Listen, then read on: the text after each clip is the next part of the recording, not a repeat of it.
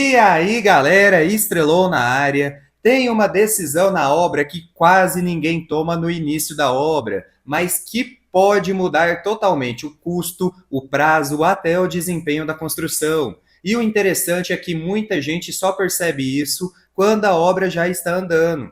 Você sabe quais são os diferentes tipos de fechamento que existem para uma obra? Ou você acha que toda parede é feita do mesmo jeito? Esse é um dos erros mais comuns de quem está construindo, e é aqui que nasce muito retrabalho, atraso e gastos desnecessários, porque escolher o fechamento errado pode deixar a obra mais pesada, mais cara e mais lenta. É muito comum pessoas chegarem até mim e falar algo parecido. Engenheiro, parede é tudo igual, é só subir os tijolos. E é aqui que mora o problema, porque na construção civil existem vários sistemas diferentes de fechamento para uma obra, e cada um deles tem vantagens, desvantagens e aplicação específica. Mas o problema não está onde a maioria acha. O problema é que muitas obras escolhem o tipo de fechamento sem pensar no sistema completo da construção. Vou te contar uma situação que é muito comum. A obra começa, terreno comprado, projeto arquitetônico pronto, e chega a hora de começar as paredes. Aí alguém pergunta como vai ser a vedação da obra. E muitas vezes a resposta é simplesmente assim: faz do jeito que o pedreiro está acostumado. Parece uma decisão pequena, mas não é, porque dependendo do tipo de fechamento escolhido, a obra pode ficar mais pesada, mais lenta, mais cara, ou até exigir uma estrutura diferente. Ninguém nunca te explicou isso, né? Quando falamos de fechamento de obra, estamos falando de paredes que delimitam os ambientes, ou seja, aquilo que fecha os espaços entre a estrutura da construção e é o que faz a divisão dos ambientes. Agora vou te mostrar 7 tipos de fechamento diferente que aparecem nas obras, do mais simples até o sistema mais industrializado. E entender isso pode mudar completamente a forma como você enxerga uma construção. O primeiro é o mais simples, o tapume de madeira ou então metálico. Ele não faz parte da construção definitiva. Ele é um fechamento temporário utilizado para cercar terrenos e proteger a obra. A vantagem é o seu baixo custo e a instalação rápida, mas ele não tem função estrutural nem faz parte da edificação final. Subindo um pouco, temos o fechamento com telhas metálicas ou então chapas metálicas, muito utilizado em galpões, barracão e construções provisórias. A principal vantagem é a sua rapidez de execução. É um sistema leve e relativamente barato, mas o desempenho térmico e acústico costuma ser limitado, a não ser que você venha utilizar a telha sanduíche. Ou seja, pode esquentar bastante dependendo do uso da edificação. Agora entramos no sistema utilizado dentro da construção interna, que é o drywall, também chamado de gesso acartonado.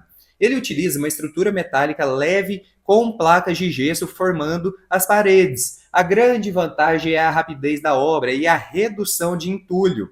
Além disso, facilita muito a passagem de instalações elétricas e hidráulicas, mas normalmente ele é utilizado apenas para divisórias internas, não como fechamento externo da casa, por mais que temos placas hoje de gesso impermeáveis. Ela não proporciona uma boa resistência ao meio externo.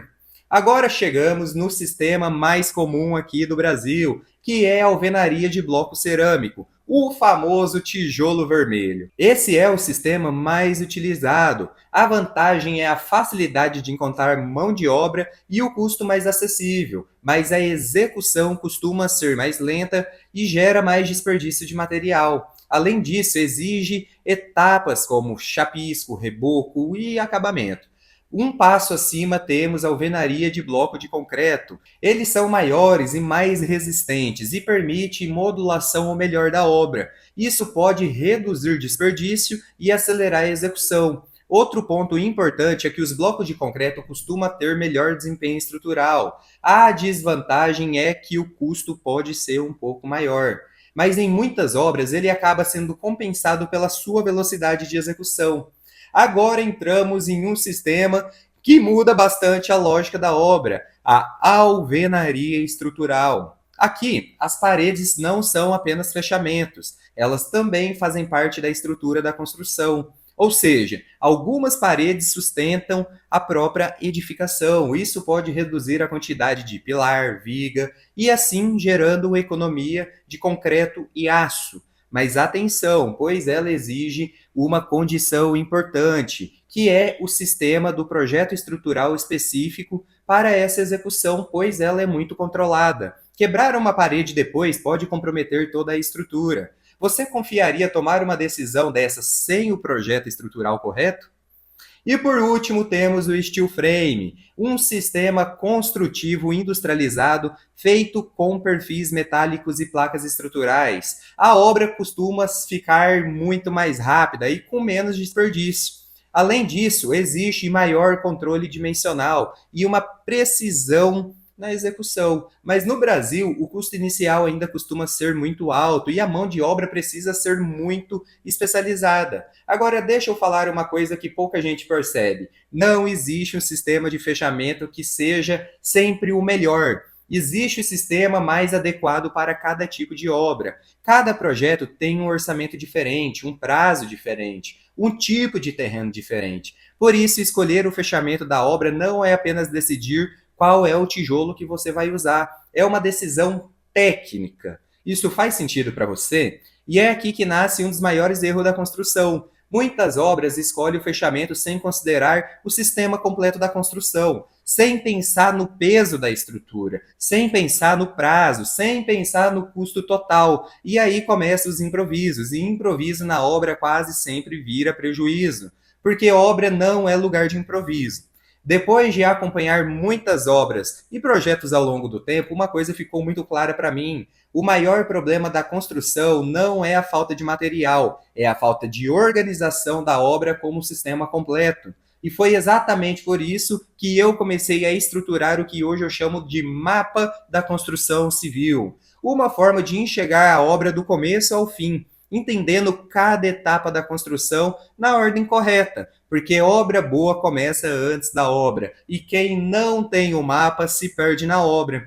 Quando você entende isso, sua visão muda completamente. Você deixa de enxergar apenas parede e acabamento e começa a enxergar a construção como um sistema técnico.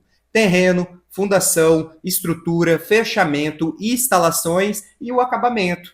Cada decisão influencia a próxima e ignorar essa sequência é o que faz tantas obras atrasarem, estourarem o orçamento e virarem dor de cabeça. Se tem uma coisa que eu quero é que você leve desse vídeo, é isso. Escolher o tipo de fechamento da obra não é decidir qual material usar na parede. É uma decisão que influencia o custo da obra, o prazo da construção e o desempenho da edificação. Agora me conta aqui nos comentários. Na sua obra, você escolheria bloco cerâmico ou bloco de concreto? E se você quer entender a construção do começo ao fim de uma forma organizada e sem improviso, acompanhe os nossos próximos vídeos aqui do canal, porque aqui a gente não fala só de obra, a gente organiza a obra. E lembre-se sempre, quem não tem o mapa se perde na obra.